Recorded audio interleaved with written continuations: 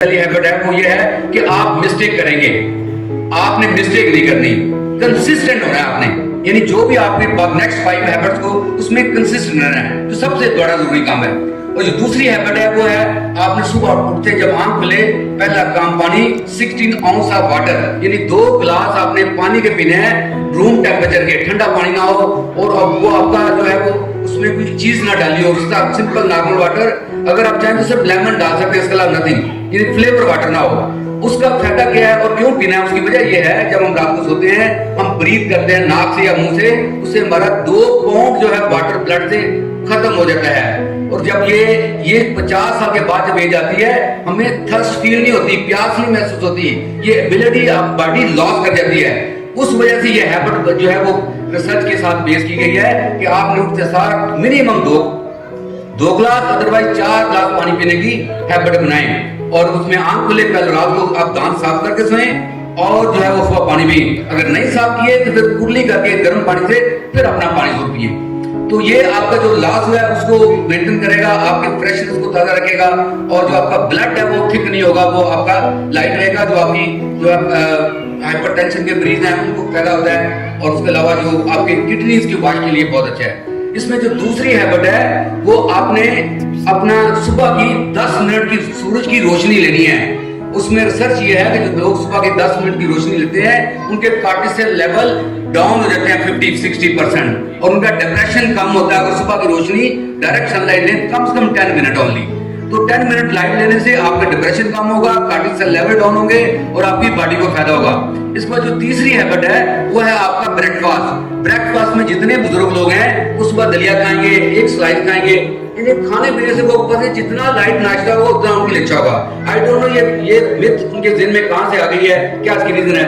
जो रिसर्च ये है कि आपके सुबह के ब्रेकफास्ट में 30 ग्राम प्रोटीन मिनिमम आपने इंटेक करनी है और प्रोटीन के लिए जो बेहतरीन चीज है वो आपके अंडे हैं। अंडा आप चाहे ऑमलेट खाएं, चाहे हाफ फ्राई खाएं, चाहे आप बॉयल अंडा खाएं, जो बेस्ट ऑप्शन है वो है बॉयल एग। और बॉयल एग कैसे करना है, पानी पहले बॉयल करें, फिर उसमें 2 अंडे डालें और 6 मिनट का टाइम देके वो अंडे निकाल के खाएं, वो ताकि जर्दी आपकी नरम हो।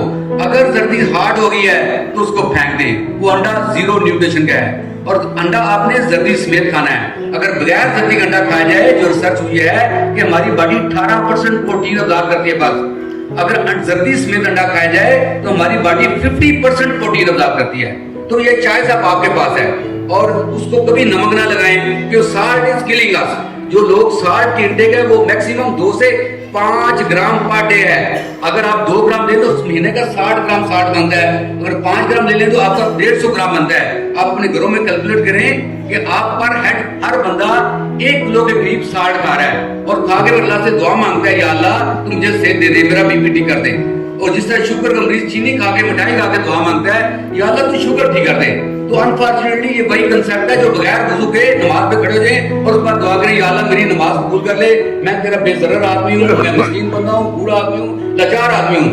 तो इस तरह की दुआ ना कभी कबूल होगी और ना होती है। तो इसी तरीके से अपनी खुराक के बारे में ये अपना माइंड सेट जो चेंज करना होगा आपको। तो ये मैंने आपको जो है इससे जो नेक्स्ट हैबिट है वो है आपकी जब एज हमारी 50 से 60 साल होती है हमारी बॉडी का बैलेंस खराब होता है। तो अपने वर्जिश में आपने जो बैलेंस वाले पोजेज हैं जिसे हम ट्री पोज कहते हैं और जो है टाटासना है, हमारे वैरियर 3 के पोजेज हैं, हमारा क्रो पोज है, ये पोजेज अपनी एक्सरसाइज में ऐड करें ताकि आपका बॉडी का बैलेंस बेहतर हो। जिससे नटराज आसन है, डांसिंग पोज है, ये आपकी एक्सरसाइज में जरूर शामिल करने हैं आपने। ये आप अगर अपनी हैबिट बना लेंगे तो आपके लिए बैलेंस अच्छा होगा और बैलेंस हमेशा ब्रेन से होता है और वो आपको हेल्प करेगा। इससे जो लास्ट जो आपकी हैबिट है वो आपने अपने खुराक में से ग्लूकोज को कम करना है, ग्लूकोज को रिड्यूस करना है। तो ये 6 हैबिट्स मैंने आपको बताई हैं, ये आपने मेंटेन करनी है। इसके साथ 5 आपकी ईटिंग हैबिट्स हैं जिसमें सबसे पहली जो हैबिट है आप अपने अनाज जो हमारी गंदम है इसे गुड बाय करें प्लीज। ये हाइब्रिड गंदम है और जब एज 60 होती है तो उसमें शुगर की स्पाइक एकदम बढ़ती है और वो हमें वो नुकसान पहुंचाती है। और अनाज जितने भी है सारा ग्लूकोज है, जितने फ्रूट है, जितने वेजिटेबल है, आर ग्लूकोज। तो कोशिश करें अपनी खुराक में से गंदम जो है, जो अनाज है स्पेशली, इसको गुड बाय करें। आप बॉयल राइस के ऊपर शिफ्ट करें अपने आप को, ताकि आपकी शुगर की स्पाइक उस तरह से न बढ़े।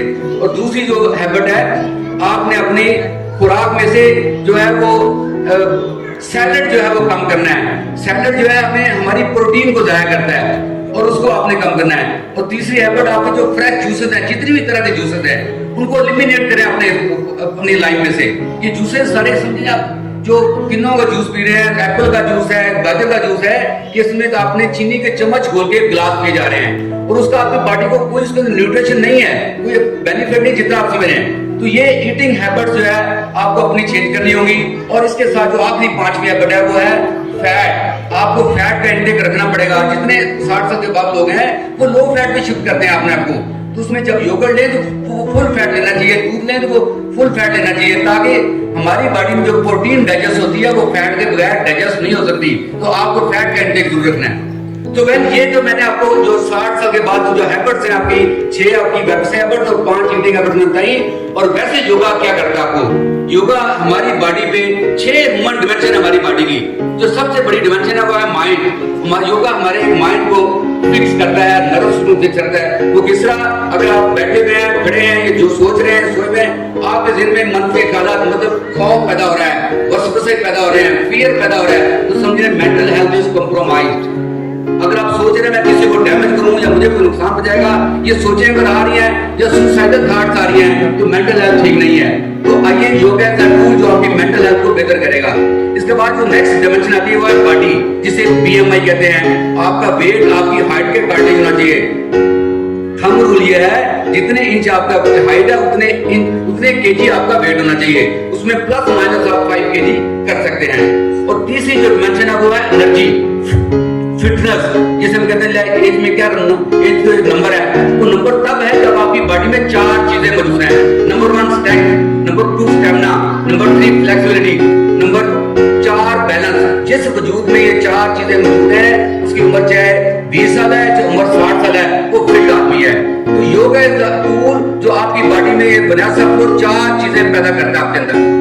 इससे जो नेक्स्ट डायमेंशन आती है वो है हार्ट। जितने सीनियर के लोग हैं उनके जज्बात स्लो डाउन होते हैं, इमोशंस कम हो जाते हैं। आइए योगा को अपनाइए, आपके जज्बात इमोशंस हाई रहिए, वो कभी भी स्लो डाउन नहीं होंगे।